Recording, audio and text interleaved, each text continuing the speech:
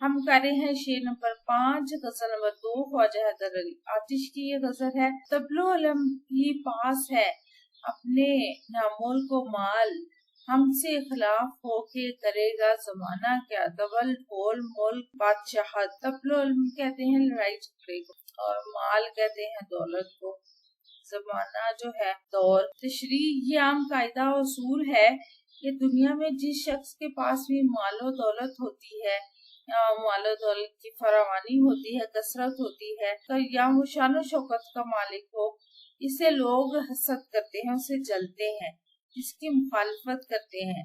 शायद अपनी आजी और बेनियाजी का तज़किरा करते हुए कहते हैं कि हमारे पास कुछ भी नहीं, हम खाली हाथ हैं, ना हमारे पास नकारे हैं यानी तबल। दरअसल मैदान जंग में नकारे जो होते हैं यानी तबल, उनकी मदद से लश्कर को आगे बढ़ने पीछे हटने की हदायत जारी की जाती है, और अलम जो है झंडा, वो बुलंद होना फतह की और कामयाबी की अलामत है। इसलिए दुश्मन चाहता है कि सबसे पहले नकारे वाले को यानी जो नकारा जो बजा रहा होता है उसे रास्ते से हटाए, ताकि झंडे वाले का काम तमाम किया जा सके, जिससे लश्कर में अफरा तफरी फैल जाएगी। शायर कहते हैं कि ना हमारे पास शान शौकत है, ना ही कोई इक़्तिदार और हुकूमत है, ना ही मालो दौलत की फरावानी है। इसे ये बात हमारी समझ से बालातर है कि जमाना जो है या वक्त जो है वो क्यों हमारे खिलाफ है, क्यों हमारा दुश्मन बना हुआ है। हम तो फकीर और दरवेश किस्म के इंसान हैं, फिर क्यों ये वक्त जो है हमारा दुश्मन बन गया है। हमारी मुखालफत करके दुनिया वालों को क्या हासिल होगा।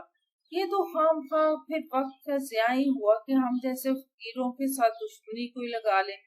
शेर नंबर 6 है। यूं मुद्दई हसद से न दे दाद तू ना दे, आतिशे गजल ये तूने कही आशिकाना क्या, मुद्दई मुखालिफ रकीब दाद तारीफ। ये मक्ते का शेर है, इसमें शायर ने अपना तखल्लुस से इस्तेमाल किया है। आखिरी शेर है गजल। शायर ख्वाजा हैदर अली आतिश अपनी गजल की खुद तारीफ करते हुए कहते हैं इस गजल के आखिरी शेर में कि जुबान, मज़मून और फन के एतबार से मेरी गजल नहायत बुलंद पाया और आशिकाना है। हर शेर इश्क और मोहब्बत के जज्बात का खूबसूरत इजहार है, जिस पर हर उस शख्स को लाजमन दाद देना पड़ेगी जो आला ज़ौक़ का मालिक है।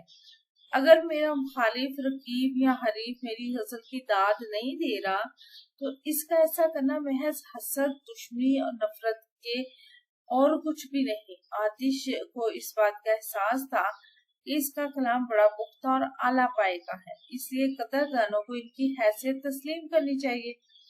असल में इस शेर में भी शायर इमाम बख्श नासिक, जो कि आतिश के हम असर और हरीफ शायर थे या मुखालिफ शायर थे, उनकी तरफ इशारा कर रहे हैं कि अगर वो इसकी तारीफ हसद की वजह से नहीं गा रहा तो वो अलग बात है, वरना ये ऐसी गजल है कि इसमें गजल के तमाम तकाज़ों को मलहूज़े नजर रखा गया है।